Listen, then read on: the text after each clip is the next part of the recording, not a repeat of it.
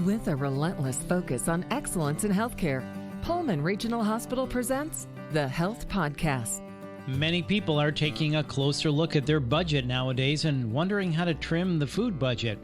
So how can you accomplish that but still continue to eat healthy on a budget? Let's find out with Leah Hake-Beck, a registered dietitian with nutrition therapy at Pullman Regional Hospital. Leah, thank you so much for your time. So first off, what are some basic tips for people trying to eat healthy on a tight budget? So let's go over a couple of these. How about meal planning? Yes, absolutely. Meal planning is one of the top things I actually talk about with clients or patients.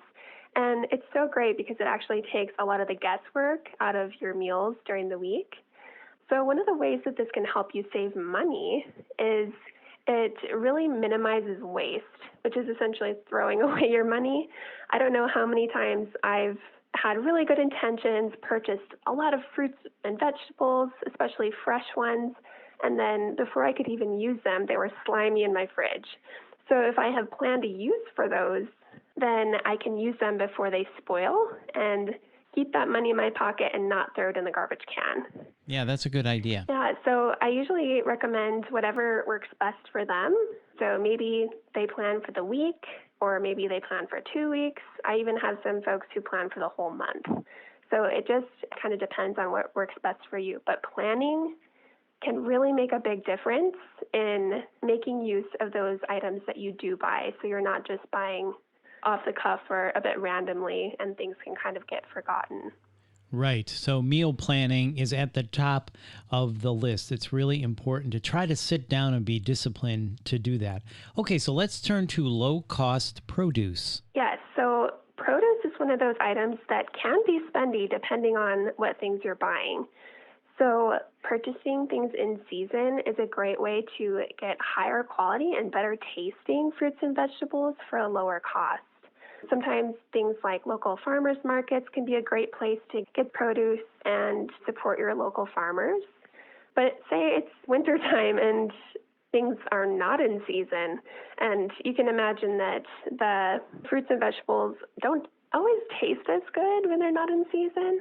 So that's when something like a frozen or even a canned fruit or vegetable can come in handy.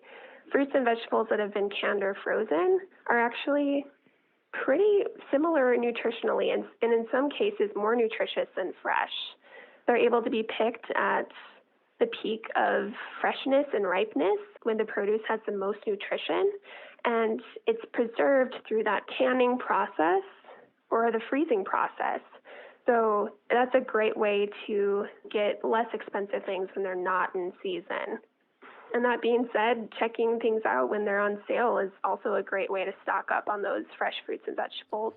Right, a good way to stock up and still eat healthy on a budget. So how about this one, which I'm sure we've all had trouble with at some time or another, sticking to a grocery list? Yes, absolutely. This is one of the most challenging things for me, especially as a food lover. I love to just browse the grocery aisles and see what's new and interesting. However, it can be very tempting to grab things that are not on our list that maybe we don't need. So really having a plan, having that list and sticking to it can really help you stay on budget rather than, grabbing those miscellaneous items and next thing you know, you spent you could easily spend $50 extra on things that you might not even eat in the amount of time you have before they go bad, or they just are not really necessary because you've already planned your meals, right?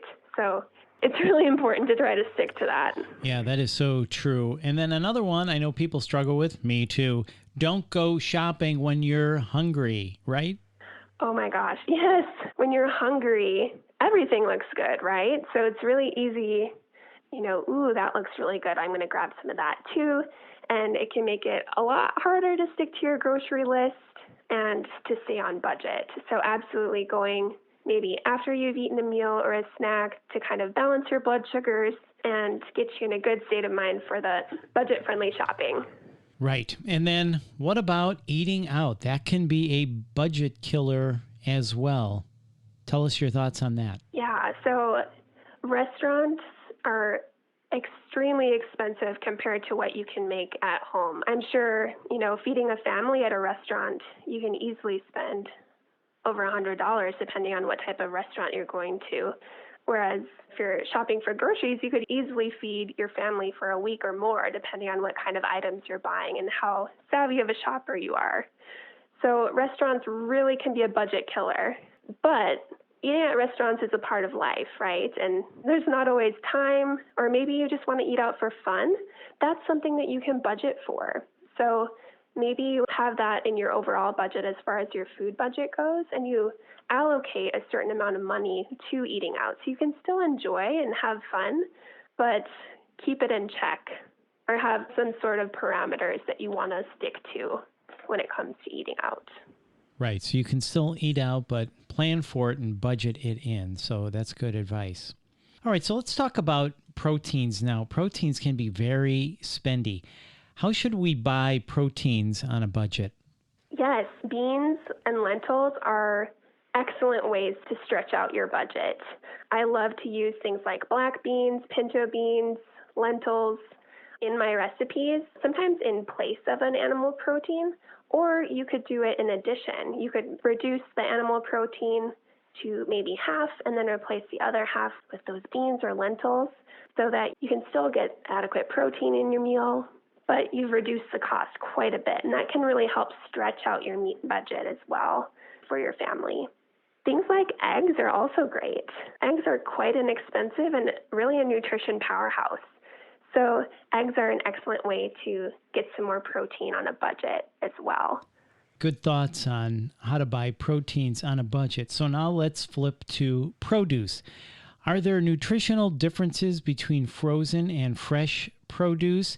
And how should we buy fresh or frozen produce on a budget? I know you touched on that briefly before, but maybe you can go a little bit more in depth on that. Yes. When a fruit or vegetable is in season, that is when they're going to be the most nutritious and they're most tasty and least expensive. So there's kind of a win-win-win there. However, when they're not, buying something that's been frozen or even canned can actually have very, very similar nutrition, if not better, than what you can find from fresh at the time. So like I was saying, if something is out of season, frozen is going to be your best bet. That they're frozen when they're the most nutritious, and you're going to get the best nutrition and cost savings bang for your buck. Some canned products actually have more nutrition than fresh. For example, fresh tomatoes, wonderful. However, when the tomato is canned and cooked a bit, it actually helps our body to absorb the nutrients from the tomato better. So in that case, the canned tomatoes are more nutritious. I did not know that. So it sounds like when it comes to produce, think frozen. That may be the better bet. Yes. Frozen is kind of my secret weapon as well. Even if things are in season, if you need to be planning out a little bit longer term. So maybe you're planning for the month for your groceries, and a month's worth of fresh fruit is not going to last in the fridge. It's going to get slimy before then. So sometimes I might recommend to have kind of a mixture of some fresh and some frozen produce so that once you get towards the end, you still got that available, but it's got a much longer shelf life. So again, it sounds like frozen is the way to go. No one likes slimy produce or vegetables, right? Yuck. Ugh. So if you could wrap this up for us, Leah, we would appreciate it. Any final thoughts or tips for eating healthy on a budget? Yeah, I do have a couple other ideas to share. So one tip I like to share is to check out the generic brands, really anything. You might compare it on the back of the box, and sometimes the ingredients are the same. And in fact, some generic products are actually produced in the same factories or the same production facilities, and they just have a different label. So they're the exact same product. So you can do a little bit of sleuthing there by checking out the backs of the containers and seeing what's in it. And a lot of times it's either very similar or the same thing. So generic products can be a great way to save money when you're on a budget. So there's another useful tip. Don't forget about generic. That's another good way to eat healthy on a budget. Leah, this has really been informative. Thank you so much for your time. Yeah, thank you so much. It was fun to talk about. That's Leah Hake-Beck, and to learn more about healthy eating on a budget and providers and services at Pullman Regional Hospital, please visit pullmanregional.org. And if you found this podcast helpful, please share it on your social channels and check out the full podcast library for topics of interest to you. This is the Health Podcast from Pullman Regional Hospital. I'm Bill Klaproth. Thanks for listening.